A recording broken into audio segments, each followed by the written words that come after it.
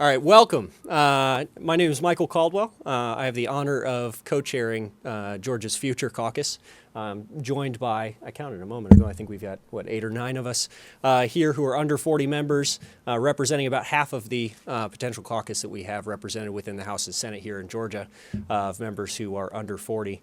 The goal of this caucus is very simple. We are going to try to bridge the partisan divide. We want to get together and start working towards solutions that are good for Georgians, and try to lead from the front, show that young members can get ahead here and find common ground where maybe we haven't found any before. President Washington made a very simple warning to the country, and that was not to allow ourselves to fall into partisan infighting. Just because we've gone for 10 generations allowing it doesn't necessarily mean that my son Oliver needs to grow up in a country that continues it. So will we find common ground on every issue? Probably not. But we look forward to finding it in places that we may not have found it before. So as we head into the off season here, now on the 4th to last day of session, I look forward to working with each of these colleagues to make sure that we find common ground, we figure out what this policy agenda starts looking like, what issues we want to tackle together. And that's going to be up to not just the members standing here, but up to you. And so we're going to be asking not just the under 40s of Georgia, but all Georgians what they think we should be prioritizing, what's important to them, and what kinds of issues that we believe we can find, again, common ground between the left and the right. Part of what I love about the people represented up here, I certainly fall from a right flank of my own side of the spectrum, and I know Representative Cannon here falls from a left flank of her side of the spectrum, and so it's nice to be able to get together and really figure out, again, what's good for Georgians. How do we come at this not from my angle or their angle, but how do we come from a common angle and make sure that we really find real solutions for the problems facing our state. So I'd like to hand it off to Representative Cannon, and we'll go from there. Thank you, Michael, and good morning to one and all across this wonderful country. My name is Park Cannon, and I am proud to be a state representative here in Atlanta, Georgia, who had her bowl of grits this morning and is fired up about the Millennial Action Project's State Future Caucus Network. And the reason why is because did you know that young people are feeling less and less tied to political parties? And also, did you know that only 32% of young people even think it's an honorable thing to run for office? Additionally, did you know, though, that we have the power to unlock the gridlock? This means that we have the power because the future caucuses, they're not just made up of a single identity. It's not just women, it's not just men, it's not just LGBTQ, it's not just Latinos or Latinas. It's a mix of all of that. So that means that we get to work on the issues that we care about. So let's get to work, whether that's civil liberties, whether that's increased civic participation, whether that's public health, whether that might even just be something around what happens in your neighborhood. I want you to know, once again, that I'm Park Cannon, and I'm here with you. And if you have any questions about what the Millennial Action Project is trying to do, you're welcome to ask myself or any of the caucus members here in Georgia. Thank you. Excellent. Thank you very much, Representative. Good morning, everyone. Thank you for joining us. My name is Stephen Olikara. I'm the founder of the Millennial Action Project, which is the national organization coordinating and building future caucuses across the country in Congress and in state legislatures. I want to start by thanking my friends, Representative Caldwell, Representative Cannon, and also want to give a shout out to Representative Darshun Kendrick, who is co-chair along with Representative Caldwell here.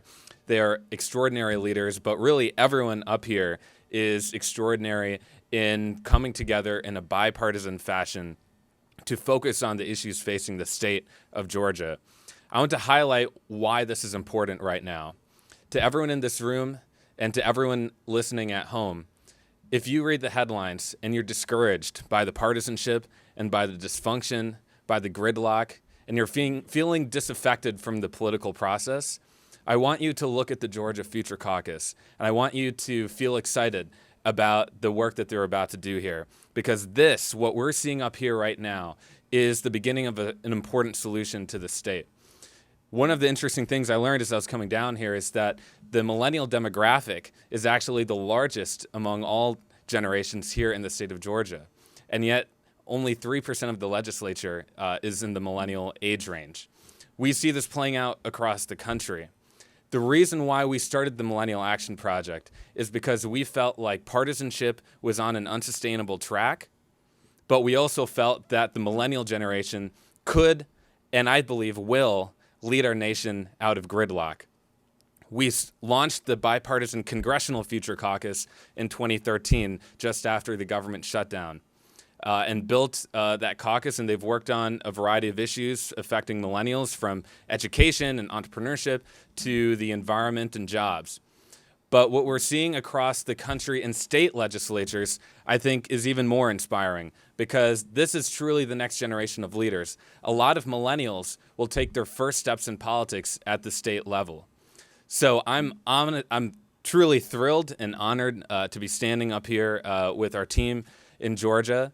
And one of the things that Representative Caldwell mentioned that I want to reinforce is that this is the beginning of a conversation with all Georgians. So we're asking for ideas from people across the state, for them to submit their ideas on what the caucus should be working on. And this is the beginning of a conversation. I hope that this group can model not only create great legislation, which I'm sure they're going to do, but I think what's even more impressive and potentially more meaningful to the future of our democracy is that they can model a better type of conversation, a more constructive one, and they can model a better kind of leadership, the kind that reinstills faith and trust in the political process, the kind that will get millennials energized and excited about getting involved in politics. Like Representative Cannon mentioned, less than a third of millennials see public service as an appealing career track. And a majority of millennials don't believe that politics can solve the problems we face. Those are the trends that we have the chance to turn around with this caucus, because millennials, despite those trends, have the highest service participation rates in the country. We're the most idealistic generation in the country right now.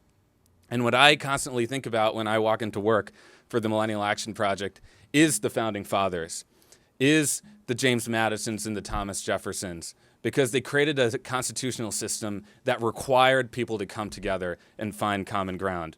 Not only that, there were millennials too. They were millennial aged. James Madison was 36 when he wrote the Constitution. Thomas Jefferson was 33 when he wrote the Declaration of Independence. They warned us of the violence of faction, as they said in the Federalist Papers, but they also told us that new and younger generations can create political transformation. So that's why we're here. And with that, I will open it up for questions. Thank you very much. What's on your Georgia to-do list?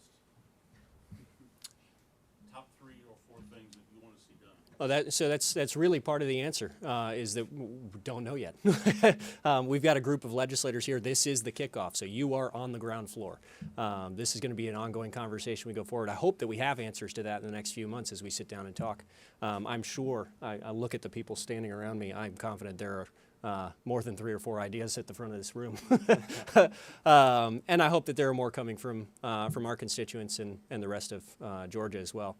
But we'll hopefully have an answer for you shortly on that. And when some of those ideas run afoul of your constituents and you have to keep your finger on the pulse of your constituency, how do you reconcile that? Sure. I think that's a question that's almost more general to elected office than it is just millennial legislators working in a bipartisan way.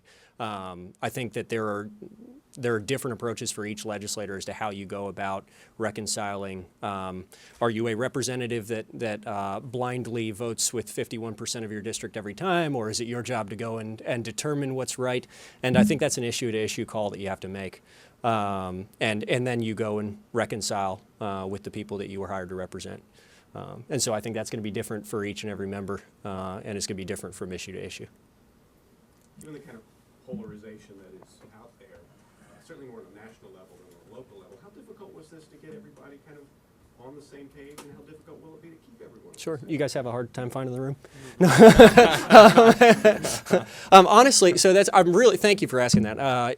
So it's interesting for me watching the news because given the partisan gridlock, especially that you see in D.C. these days, the experience that I have in the Georgia legislature, not just among millennial members, but really at large in the chamber, has been so diametrically different than that.